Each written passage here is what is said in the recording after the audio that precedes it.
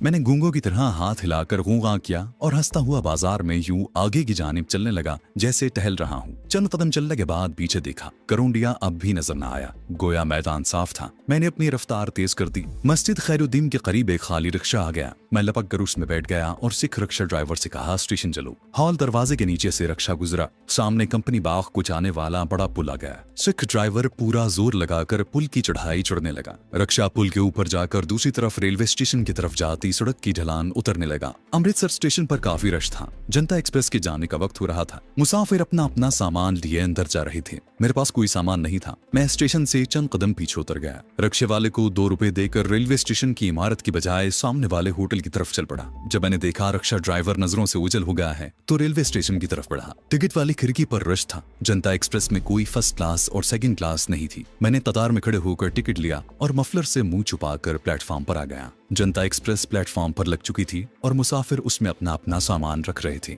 जहां सिपाही और CID के आदमी भी थे। मगर मैं बड़े एतमाद के साथ एक डिब्बे की तरफ बढ़ा और दूसरे मुसाफिर के साथ उसमें दाखिल हो गया और कोने वाली सीट पर बैठ गया। मैंने अपने मुंह पर से मफलर हटा लिया था ताकि किसी को खामखा शक न हो। इस तरह मेरा चेहरा पहचाने जाने का भी खतरा था। मैंने मुंह दूसरी तरफ कर लिया और लाइन पार प्लेटफॉर्म पर खड़े ठेलों की तरफ देखने लगा। एक मिनट बड़ी मुश्किल से गुजर रहा था। गाड़ी चलने में अभी कुछ देर थी। एक सिपाही हमारे डिब्बे में दाखिल हो गया। मेरा दिल उछलकर हलक में अटक गया। या अल्लाह खैर, ये बला अंदर क्या लेने आई है। सिपाही ने एक मुसाफिर को गर्दन से पकड़ा और बोला, कुली के पैसे क्यों नहीं देते। बाहर एक सिख कुली खड़ा शोर मचा रहा था कि लाला जी ने 5 रुपए तय किए थे, अब 1 पैसा भी नहीं देता। लाला जी ने हाथ जोड़कर सिपाही से कहा, महाराज गुस्सा क्यों करते हो, ये ले 5 रुपए। मेरी गर्दन न दबाए महाराज। उसने जेब से रुमाल निकाल कर खोला। उसमें से 5 रुपए का मैला कुचैला सा नोट सिपाही को दिया तो उसने गर्दन छोड़ दी और नोट कुली की तरफ फेंक कर कहा, ये लो सरदार जी अपनी मजदूरी, और डिब्बे से उतर गया। मेरी जान में जान आई। सिख सिपाही चला गया तो हिंदू लाला उसके खिलाफ जहर उगलने लगा। महाराज ये सब पुलियों से मिले होते हैं। अंधेर नगरी है महाराज।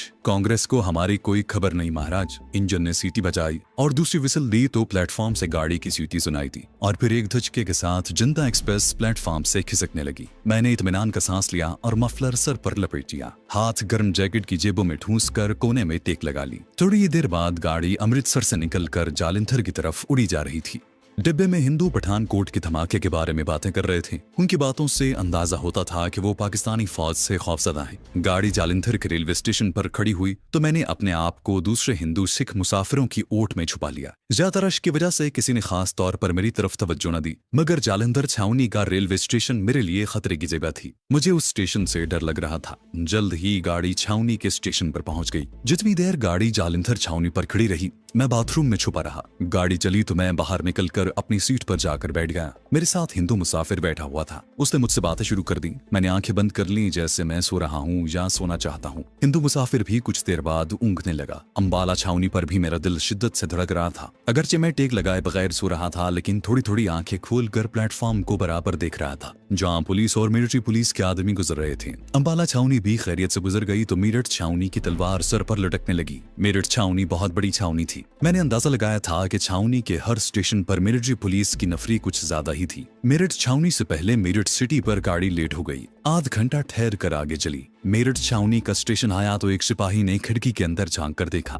मैं भी दूसरे मुसाफिरों के साथ बैठा ऊँघ रहा था। गोशाए चश्म से देखा तो सिपाही ने डिब्बे में एक गहरी नजर डालकर सब मुसाफिरों को देखा और फिर सर निकालकर आगे चल दिया। मैंने शुक्र का कलमा अदा किया। मेरठ छावनी से गाड़ी निकली तो 15-20 मील आगे जाकर रुक गई। खुदा जाने जहाँ लाइन मुरम्मत हो रही थी या कोई और बात थी कि गाड़ी 1 घंटा खड़ी रही। उसके बाद ऐसी लेट होना शुरू हुई कि जब दिल्ली पहुंची तो सुबह हो चुकी थी। दिल्ली बहुत बड़ा रेलवे स्टेशन था। मैं पहले एक बार इस शहर में वीजा लेकर आ चुका था। लाल किला और चांदनी चौक की सैर कर चुका था, लेकिन अब मैं एक हिंदू के फेस में माथे पर केसर का तिलक लगाए ट्रेन से उतर रहा था और भारतीय इंटेलिजेंस मेरी तलाश में थी। प्लेटफॉर्म पर मुसाफिरों की भीड़ थी। प्लेटफॉर्म की दीवार के साथ मैंने मिलिट्री पुलिस वालों को देखा कि कतार बांधे एक मुसाफिर को घूर रहे हैं। मैं हुजूम में गुम होकर गेट की तरफ बढ़ा। गेट पर काफी रश था। मुझे धिक्के लग रहे थे। मैं खुश था। मैं इसी तरह यहाँ से महफूज होकर बाहर निकल सकता था। बड़ी मुश्किल से मैंने अपना टिकट गेट पर खड़े चेकर को दिया और हुजूम के रेले के साथ ही बाहर निकल आया। मैं मफलर उतार कर दोबारा अपने सर पर लपेट रहा था कि अचानक मेरी नजर बाएं जानिब एक आदमी पर पड़ी। वो ऊपर दूसरे प्लेटफॉर्म को जाने वाली सीढ़ियों के पास खड़ा सिगरेट पीते हुए मुझे देख रहा था। वो 40-45 की उम्र का होगा। सर पर ऊनी टोपी थी, जिस्म पर नस्वारी स्वेटर और पुराना सा कोट था और वो पजामा पहने हुए था। उसकी नजरें मुझ पर जमी हुई थी।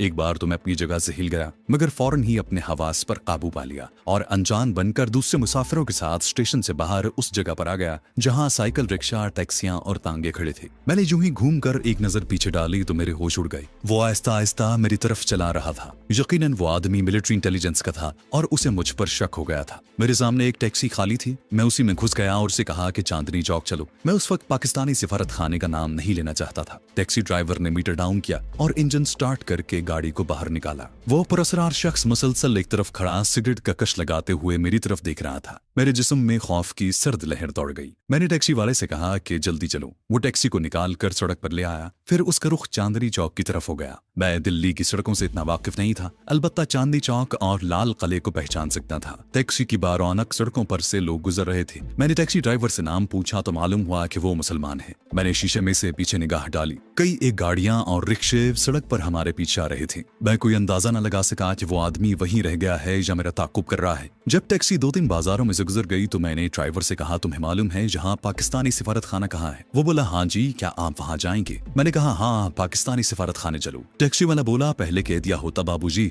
अब चक्कर काट कर जाना पड़ेगा। मैंने कहा, कोई बात नहीं, मैं तुम्हें ज्यादा पैसे दे दूंगा। टैक्सी ड्राइवर ने एक चौराहे से टैक्सी घुमाई और एक तंग बाजार में से गुजरकर खुली सड़क पर आ गया। सड़क की एक जानिब ऊंची ऊंची इमारतें और दूसरी जानिब एक पार्क था। मैंने एक बार फिर गर्दन घुमाकर अतबी शीशे में से पीछे देखा। कुछ फासले पर एक टैक्सी चली आ रही थी। उसके अंदर सवारियां बैठी मुझे नजर न आई। कहीं वो कमबख्त मेरा ताकुब तो नहीं कर रहा, मैंने सोचा। फिर ये कहकर अपने आप को तसल्ली दी कि वो रेलवे स्टेशन पर ही रह गया होगा। टैक्सी एक फैशनेबल इलाके में पहुंच गई जहां बड़ी खूबसूरत कोठियां थी। सड़क के दोनों जानिब साफ सुथरे फुटपाथ बने हुए थे। इन फुटपाथों के ऊपर घने दरख्त जनवरी की सुनहरी धूप में चमक रहे थे। भारत की तैयार की गई एम्बेसडर कारें गुजर रही थीं। मेरी टैक्सी एक इमारत के गेट पर रुक गई। इस खूबसूरत बंगला नुमा इमारत की एक तरफ उर्दू और अंग्रेजी में सिफारत खाना पाकिस्तान लिखा हुआ था। उसे देखते ही मेरे अंदर एक नई ताकत आ गई। मुझे यूं लगा जैसे मैं पाकिस्तान में दाखिल हो गया हूं। गेट पर एक भारतीय गुरखा सिपाही पहरा दे रहा था। मैंने उसे अंग्रेजी में कहा कि मैं पाकिस्तानी सफीर को मिलना चाहता हूं। उसने एक दरवाजे की तरफ इशारा किया जहां एक छोटा सा कमरा बना हुआ था। ये इस्तकबालिया था। मैंने एक बार फिर पीछे घूम कर देखा। मुझे वो पुरस्कार मिलिट्री इंटेलिजेंस का आदमी कहीं नजर न आया।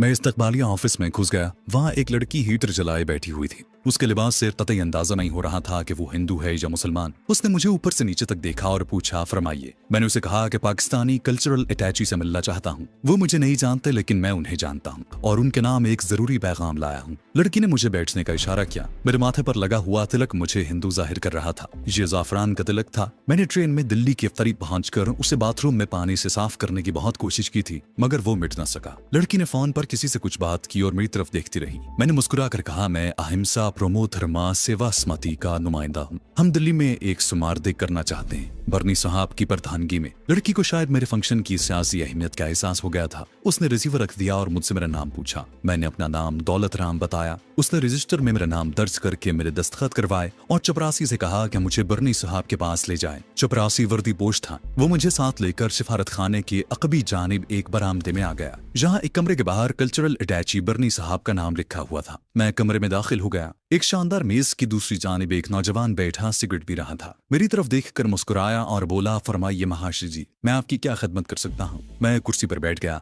वो मेज पर रखी एक डायरी के वर्क उलटने लगा और बोला, इस हफ्ते में मसरूफ हूँ, ये बताइए आपका समार्दिक कब हो रहा है? मैंने आहिस्ता से कहा, मैं हिंदू नहीं बल्कि एक पाकिस्तानी हूँ। कल्चरल अटैची का हाथ वहीं रुक गया। उसने चौंक कर मेरी तरफ निगाहें उठाई और बोला, पाकिस्तानी? आप कहाँ से आ रहे हैं? यहाँ हमारी बातें कोई और तो नहीं सुन रहा? वो बोला, जी नहीं, मगर बात क्या है? उसने सिगरेट शीशे के एक खूबसूरत चमकीले एस्ट्रे में बुझाते हुए कहा। मैंने कहा, मैं सफीर साहब से मिलना चाहता हूँ, आप मुझे उनके पास पहुंचा दें। उसके चेहरे से मुस्कुराहट गायब हो गई और उसकी जगह बेजारी का तासुर आ गया। वो रिवायती से सर्द लहजे में बोला, सफीर साहब तो इस्लामाबाद के एक जरूरी कॉन्फ्रेंस में शिरकत के लिए गए हुए हैं, मगर आपको क्या प्रॉब्लम है? क्या पासपोर्ट गुम हो गया है या फिर वीजा खत्म हो गया है? मैंने कहा, जी नहीं, इसमें से कोई बात नहीं है। वो बोला, तो फिर आप कौन हैं और पाकिस्तान से यहाँ दिल्ली किस तरह पहुंच गए हैं? मैंने एक लम्हे के लिए सोचा कि उस पर अपना राज जाहिर करना चाहिए या नहीं। मैंने पूछा, सफीर साहब के बाद यहाँ उनका काम कौन साहब करते हैं? कल्चरल अटैची ने बेजार होकर कुर्सी की पुश्त से टेक लगा ली और दूसरा सिगरेट सुलगाते हुए कहा, सबसे पहले आप मुझे अपना पाकिस्तानी पासपोर्ट दिखाएं,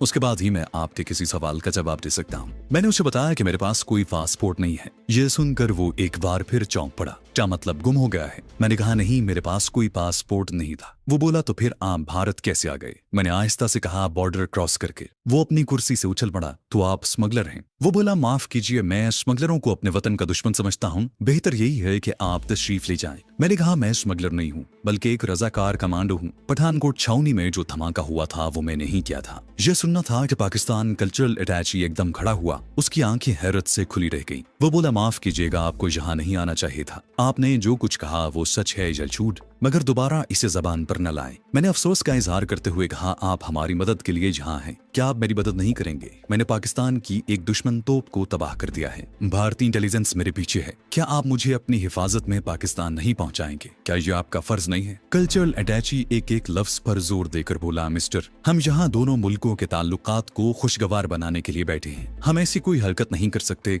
जिससे दोनों मुल्कों के ताल्लुकात में कशीदगी पैदा हो। मैंने गुस्से से कहा आप बुज़दिल हैं। आप अपनी ड्यूटी से गफलत बरत रहे हैं। मेरी हिफाजत करना और मुझे हिफाजत के साथ पाकिस्तान पहुंचाना आपका कौमी फर्ज है। कल्चरल अटैची में जोर से मेज पर मुक्का मारा, फिर अपने तैश पर काबू पाते हुए गहरी सांस लेकर बोला, जनाब, हमारी ड्यूटी और हमारा कौमी फर्ज क्या है, हम उसे बखूबी पहचानते हैं। ठीक है, परसों सफीर साहब वापस आ जाएंगे। आप परसों शाम को तशरीफ ले आएं, मैं आपको उनसे मिलवा दूंगा। मैंने कहा लेकिन बाहर खतरा है, मिलिट्री इंटेलिजेंस मेरी तलाश में है, मुझे तहफ्फुज़ चाहिए। बर्नी साहब ने तल्खी से जवाब दिया, आपने जो कुछ किया हमसे पूछकर नहीं किया। ये कहकर उसने गुस्से से सिगरेट एशट्रे में मसल दी और उठकर टहलने लगे। फिर रुककर बोले, आपके लिए बेहतर यही है कि किसी तरह मशरकी पाकिस्तान की तरफ निकल जाने की कोशिश करें, लेकिन ये काम भी आपको खुद ही करना होगा। सिफारत खाना आपकी कोई मदद नहीं कर सकता। मैंने नाउम्मीद होकर कहा, आप मुझे यहाँ से किसी महफूज मकाम तक पहुँचा दें, क्योंकि यकीन है कि मिलिट्री इंटेलिजेंस का एक आदमी रेलवे स्टेशन से मेरे पीछे लगा हुआ है। बर्नी साहब ने कुछ परेशान होकर पूछा, उसने आपको सिफारत खाने में दाखिल होते तो नहीं देखा? मैंने कहा मैं इस सिलसिले में कुछ नहीं कह सकता।